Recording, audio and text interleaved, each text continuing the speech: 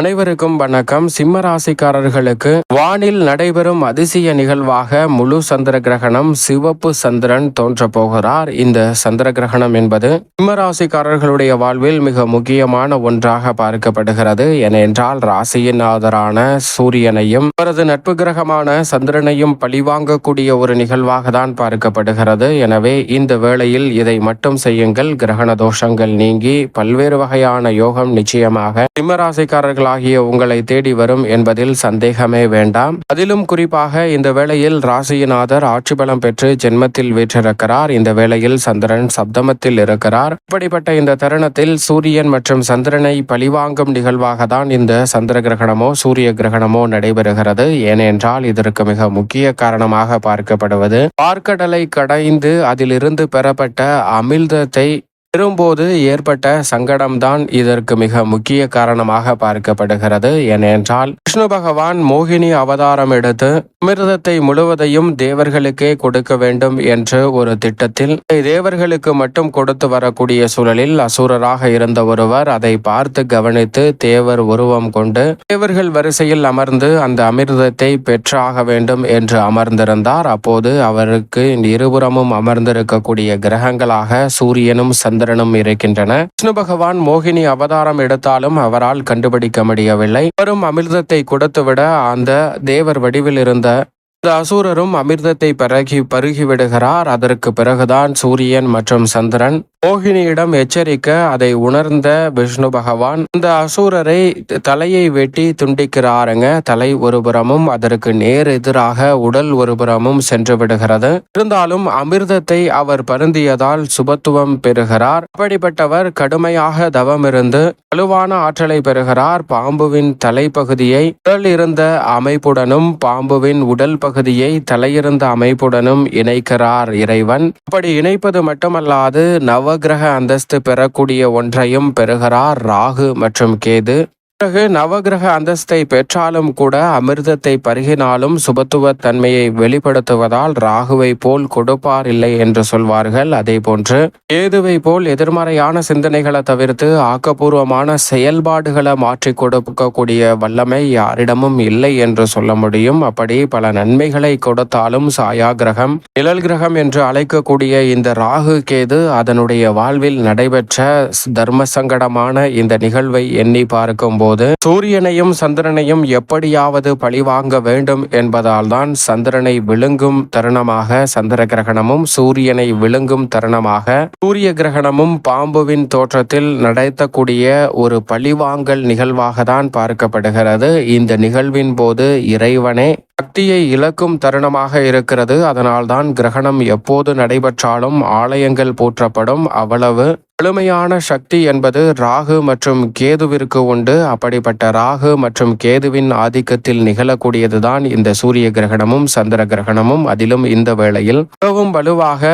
ராகுவுடன் இணைந்திருக்கிறார் சந்திரன். ராகுவுடன் மிக வலுவாக சப்தமஸ்தானம் என்று சொல்லக்கூடிய 7 சிம்ம ராசிக்காரர்களுக்கு இணைந்திருக்கிறார் சந்திரன். ராசியின் ஆதர் ஆட்சி பலம் பெற்றிருக்கும் போது அவருடன் மோட்சக்காரகரான கேது இணைந்திருக்கும் போதும் வித்யாகாரகரான புதன் இணைந்திருக்கும் போதும் இந்த சந்திர கிரகணம் நடைபெறுகிறது. சந்திரன் வலுவிழக்கும் தருணம் என்பதால் சில விஷயங்களை நிச்சயமாக கடைபிடிக்க வேண்டும். ஆன்மீகம் வேறு, அறிவியல் வேறு. இரண்டையும் குழப்பிக் கொள்ள வேண்டாம். அறிவியல் என்பது இன்றைக்கு சரி என்று சொல்லக்கூடிய ஒன்றை நாளைக்கு தவறு என்று அது நிச்சயமாக சொல்லும். ஆனால் ஆன்மீகம் அப்படியல்ல. முழுக்க முழுக்க மனிதனின் வாழ்க்கையை நம்பிக்கையின் அடிப்படையிலால் கட்டமைக்கப்பட்டு மனிதன் மகிழ்ச்சியான வாழ்க்கையை பெற வேண்டும் என்பதற்காக உருவாக்கப்பட்ட ஒன்றாக இருக்கிறது. அப்படி பார்க்கும் போது சூரியன் ஆட்சி பலம் பெற்றும் சந்திரன் ராகுவுடன் சப்தமத்தில் இணைந்திருக்கக்கூடிய இந்த வேளை என்பது சிறப்பான மாற்றத்தை சில நிகழ்வுகளை நீங்கள் கடைபிடிப்பதால் நிச்சயமாக தோஷங்கள் நீங்கி மலர்ச்சி கிடைக்கும்.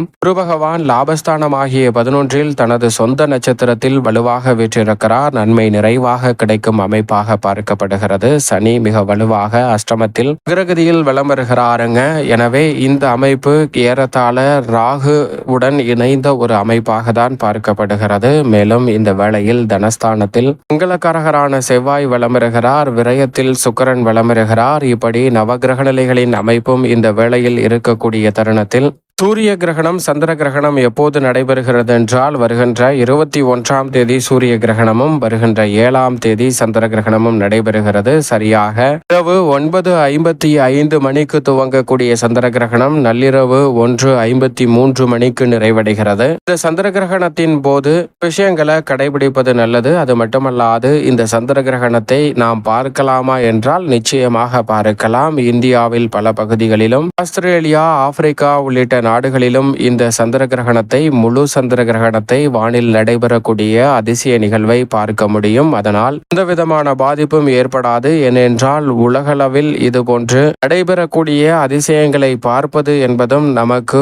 ஒரு வரம் கிடைத்த அமைப்பாக தான் பார்க்கப்படுகிறது. எனவே நிச்சயமாக பார்க்கலாம். அதனால் எந்த விதமான தவறும் இல்லை. அது மட்டுமல்லாது சூரிய கிரகணம் என்பது சூரியனை வலுவிழக்க செய்யும் ஒரு அமைப்பாக பார்க்கப்படுகிறது. சூரிய கிரகணத்தின் போது சூரியன், சந்திரன் மற்றும் பூமி ஆகிய மூன்றும் ஒரே நேர்கோட்டில் வரும்போது சூரியனினுடைய ஒளி நேரடியாக பூமியை வந்தடையாமல் சந்திரன் தடுக்கிறது. அப்படி தடுப்பதால் சூரியனினுடைய ஆற்றல் பூமிக்கு கிடைக்காமல் போகிறது. அதுதான் சூரிய கிரகணம் என்று அழைக்கப்படுகிறது. அதாவது சந்திரனின் நிழல் பூமியின் மீது படுவது சந்திர கிரகணம் என்பது பூமியின் நிழல் சந்திரனின் மீது படுவது. சூரிய கிரகணம் என்பது சந்திரனின் நிழல் பூமியின் மீது படுவதாகும். எனவே இந்த வேளையில் சூரியன் வலுவிழக்கும் தருணமாக பார்க்கப்படுகிறது. சூரியன் வலுவிழக்கிறாரா என்றால் நிச்சயமாக இல்லை. சூரியனினுடைய ஆற்றல் நமக்கு கிடைக்காமல் தடுக்கப்படுவதால் தான் சூரிய கிரகணம் நடைபெறுகிறது. அதே போன்று சந்திர கிரகணம் என்பது சூரியன், பூமி மற்றும் சந்திரன் ஆகிய மூன்றும் ஒரே நேர்கோட்டில் வரக்கூடிய வேளையில் சூரியனின் ஒளியை பெற்று பிரகாசிக்கக்கூடிய சந்திரன் ஒளியை இழந்து பூமியின் நிழல் சந்திரனின் மீது விழுவதால் பகுதி இடங்களில் கருமையாக மறைக்கப்படலாம் அல்லது முழுவதும் மறைக்கப்படலாம். ஒளிச்சிதறல் காரணமாக சிவப்பு நிறத்தில் முழு சந்திர கிரகணத்தின் போது சந்திரன் தோற்றம் அளிப்பார் அல்லது அவருடைய ஒளிரும் தன்மை விலகி குறைந்து மங்களாக தோன்றக்கூடிய சந்தர்ப்பமும் உண்டு. இதுதான் சந்திர கிரகணம் என்று அழைக்கப்படுகிறது. சந்திரனை வெளுவெளுக்கக்கூடிய இந்த வேளையில் சில விஷயங்களை நாம் கடைபிடிப்பது நம்மளுடைய வாழ்வில் நிச்சயமாக மாற்றத்தை ஏற்படுத்தும். அதிலும் குறிப்பாக கர்ப்பிணி பெண்கள், குழந்தைகள் மற்றும் நோய்வாய்ப்பட்டிருக்கிறவர்கள் சற்று கூடுதல் கவனத்துடன் இருக்க வேண்டும் இந்த கிரகணம் சமயங்களில். அதோடு மட்டுமல்லாது இந்த வேளையில் கூர்மையான ஆயுதங்களையோ உபகரணங்களையோ பயன்படுத்தி செய்யக்கூடிய வேலைகள் எதுவாக இருந்தாலும் இந்த சந்திர கிரகணம் நடைபெறக்கூடிய நேரத்தில் தவிர்ப்பது நல்லதாக அமையும் என்பது உறுதியான ஒன்று. அது மட்டுமல்லாது உணவு சமைத்தல், காய்கறிகள் வெட்டுதல் போன்றவற்றை நிச்சயமாக தவிர்த்துவிட வேண்டும். அது மட்டுமல்லாது சந்திர கிரகணம் நடைபெறக்கூடிய நேரம் என்பது அவ்வளவு சாதகமான நன்மையை ஏற்படுத்தாது என்பதால் அந்த நேரத்தில் உணவு அருந்துதல், தண்ணீர் குடித்தல் போன்றவற்றை தவிர்த்து விடுங்கள். உணவு பருகுவதால் பெரிய அளவில் நன்மை கிடைக்காது. அதே போன்று தண்ணீர் அருந்துவதையும் தவிர்ப்பது நல்லதாக இருக்கும். பயணங்கள் மேற்கொள்வது, வெளியில் சுற்றுவதை அறவே தவிர்ப்பது நல்லது. பயணங்கள் மேற்கொள்ளும் போது அவ்வளவு நீங்கள் எதிர்பார்க்கக்கூடிய நன்மை கிடைக்காது. ஆனால் அதே சமயம் தவிர்க்க முடியாத பயணத்திற்காக நான் சென்றே ஆக வேண்டும் என்றால் கிரகண தோஷங்களை நீக்கக்கூடிய தர்பை, துளசி மற்றும் கோரைப்புல் போன்றவற்றை எடுத்து செல்வதன் மூலம் இந்த கிரகண தோஷங்களையும் பாதிப்புகளையும் சற்று தணிப்பதற்கான வாய்ப்பு நிச்சயமாக கிடைக்கும். அதே சமயம் மங்களகரமான நிகழ்வுகளை செய்வதை தவிர்த்து விடுங்க. கிரகணத்தின் போது மங்களகரமான நிகழ்வுகள் செய்தால் எதிர்மறையாக அமையலாம். நினைப்பது ஒன்று, நடந்தது ஒன்றாக அமையலாம். அதே போன்று திட்டமிடுதலையும் இந்த கிரகணம் நடைபெறும் போது செய்ய வேண்டாங்க. அது நன்மை நிறைந்தவையாக அமைவதற்கான சாத்தியக்கூறுகளை உருவாக்காது. என்ன செய்ய வேண்டுமென்றால் நிச்சயமாக தியானம் செய்யலாம், இறைவனை நோக்கி மன்றாடலாம். ஏனென்றால் கிரகணத்தின் போது இறைவனின் ஆற்றலே வலுவிழக்கும் என்பதால் நிச்சயமாக ஆலயங்கள் திறந்திருக்காது. ஆலயங்கள் பூட்டியிருப்பதால் நிச்சயமாக வீட்டில் இருந்து இறைவனை நோக்கி மன்றாடுங்கள். மன்றாடுவதால் தங்களுடைய வாழ்வில் பல மாற்றம் நிச்சயமாக ஏற்படும் என்பதில் சந்தேகமே இல்லை. வெளியில் இருப்பதை காட்டிலும் வீட்டில் இருப்பது சால சிறந்த ஒரு அமைப்பாக பார்க்கப்படுகிறது. இந்த சந்திர கிரகணம் இரவு நேரத்தில் முழுக்க முழுக்க வருவதால் ஓய்வெடுக்கலாம், உறங்கலாம். அதனால் நிச்சயமாக பெரிய அளவில் எந்த பிரச்சனையும் இல்லை. அதே சமயம் மிக முக்கியமான பணிக்காக வெளியில் செல்லும் போது மட்டும் கவனத்துடன் இருப்பது நல்லது. கிரகணம் நிறைவடைந்ததற்கு பிறகு நிச்சயமாக குளித்துவிட்டு வீட்டை சுத்தம் செய்யுங்கள். அதனால் கிரகண தோஷத்தினாலும் கதிர்வீச்சாலும் ஏற்படக்கூடிய பாதிப்புகள் விலகும். இந்த கிரகணம் நடைபெறும் போது கதிர்வீச்சால் உடலுக்கும் மனதிற்கும் சில பாதிப்புகளை ஏற்படுத்தலாம். எனவே கவனத்துடன் இதுபோன்ற நடவடிக்கைகளை மேற்கொள்ளும் போது நல்ல மாற்றம் உங்களுடைய வாழ்வில் உறுதியாகவே சிம்ம ராசிக்காரர்களுக்கு கிடைக்கும். அதே சமயம் கிரகணத்தை பார்ப்பதற்கு சிறப்பு உபகரணங்கள் தேவையில்லை. வெறும் கண்களாலே பார்க்கலாம். வானம் தெளிவாக இருந்தால் வானில் நடைபெறக்கூடிய இந்த அதிசய நிகழ்வை பார்த்து மகிழக்கூடிய அற்புதமான யோகம் கிடைக்கும். தவறவிடாமல் சிம்ம ராசிக்காரர்கள் பார்த்து மகிழுங்கள். அதனால் எந்த விதமான பிரச்சனையும் கிடையாது.